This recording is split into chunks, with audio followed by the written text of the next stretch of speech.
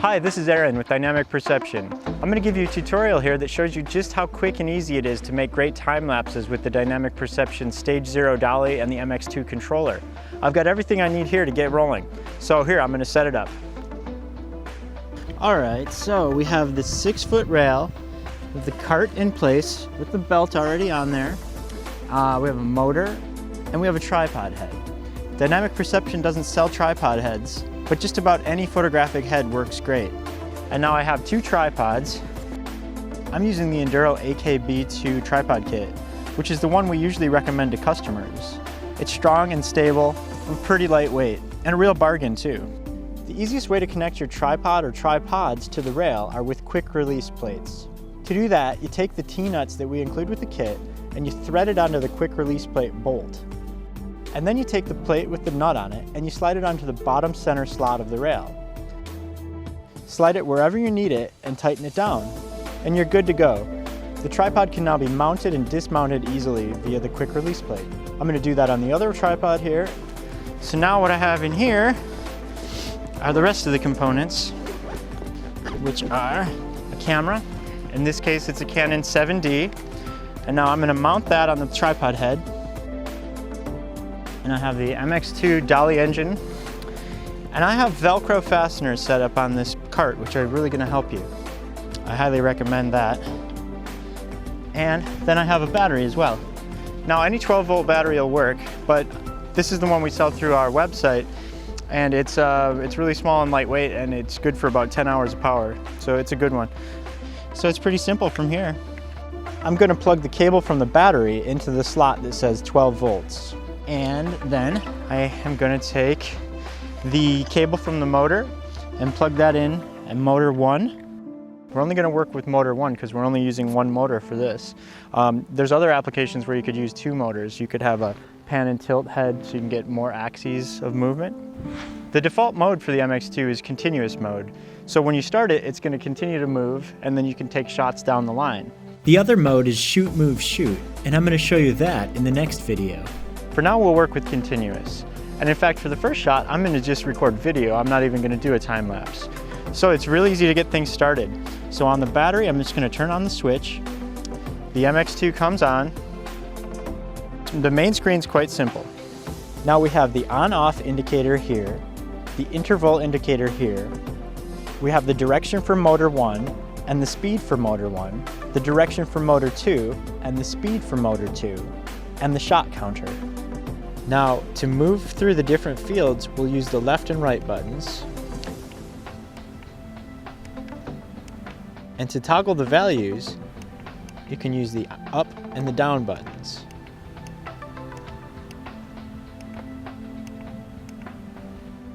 So at this point, it's just a matter of setting your shutter speed and your exposure and your ISO to get a good shot.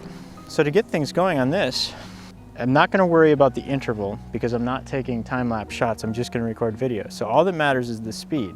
So for this first continuous move, what we're going to do is we're going to toggle over, get the direction that we want, left or right, for the movement we desire. And then I'm going to put that up to the max speed, which is just over 30 inches per minute. Okay, so on the camera here, I'm going to put it into video mode, and I'm going to start recording video. Every camera that can shoot video handles it differently, so read the documentation for your particular camera. And then I'm going to toggle over to on. Now it's going to move to the end while it records video. And now it's not a terribly fast move, but in fact when you take it and you speed it up in post, you can get some really great effects. Here's some other examples of that.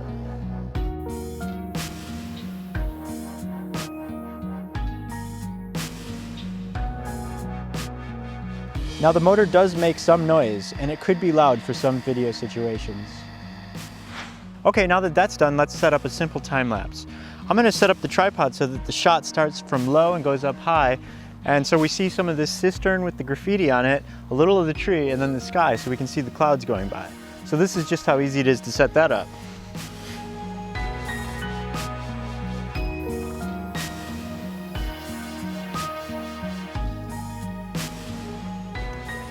Now you want to find a good center of balance. So you might want to take a little time to get it just right. Now there's lots of ways I can preview my shot. In this case, I'm just gonna take it off the tripod head, and I'm just gonna get a look for how I like this. So basically, if I have it about like that,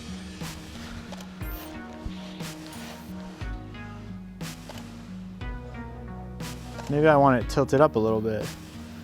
Because like I said, the clouds are kind of interesting. Okay, that looks about right to me. Now at this point, it's really important to set your camera to manual mode and manual focus. If you don't do this, you'll get some undesirable effects as the camera adjusts the exposure and focus during the time lapse. Now what I need to do is attach the shutter cable and put that in where it says camera, and then you plug that into your camera. When you order your kit, you can choose the right shutter cable for your camera. So then, what I'm gonna do is I'm gonna set up the MX2 to shoot a time lapse. Now I'm gonna keep it in continuous mode. And now a good standard time-lapse interval is 5 seconds. So let's just work with that one here. And now I have to set the speed of movement as well. Now we want to go a lot slower this time because it's going to be a time-lapse. And what I'm going to show you is the tooth method. So I'm going to start out by putting this at about 2 inches per minute. And we'll test that out. So I'm going to press on and the motor starts moving. Now it's going really slowly. Now I want to make sure that I'm getting 1 tooth of movement across the belt per shot. That'll allow us to get the right speed for our motor movement. And it's definitely not there yet. So I'm going to speed it up. The MX2 is live, so any changes you make while it's running will take effect right away. And I'm going to pay attention to when the shutter goes off. Okay, it went off, and it was at about the middle of one of those teeth. Went off again, and I probably only went about half a tooth. So I'm going to speed it up some more. You can hear it speeding up. Okay, now it's really moving. Shot. And a shot. And there we go. So now I have it going at 1 tooth per shot with an interval of 5 seconds. And the speed is just completely dependent upon how fast you need it to go to get to that 1 tooth. Now, using the tooth method is a great way to make the calculations really easy. So on a 6-foot dolly, you're essentially working with 300 teeth. So it's going 1 shot per tooth. So there's going to be 300 shots. So if you multiply 300 times 5 seconds between the shots, that's going to give you 1,500 seconds. If you divide that by 60 to figure out the minutes, it's going to take 25 minutes. So now you know you have 25 minutes to go scout out the next location for a time lapse. The calculations can go the other way too. So say for example you want to shoot a time lapse that'll last for 3 hours. So you take 3 hours, multiply that by 60 to calculate the minutes. That's 180 minutes. Multiply that again by 60 to get the seconds, which equals 10,800. Divide that by 300 for the 300 teeth and you get 36. So you would set your interval to 36 seconds. That would give you 300 shots spread out over 3 hours. So 300 shots, if you bring that in at 30 frames per second, you're going to have 10 seconds of footage. If you bring it in at 24 frames per second, it's about 12 and a half. You can use whatever frame rate you want, and I'll cover that in a later tutorial. But for now, let's just wait and see what we can get out of this time lapse.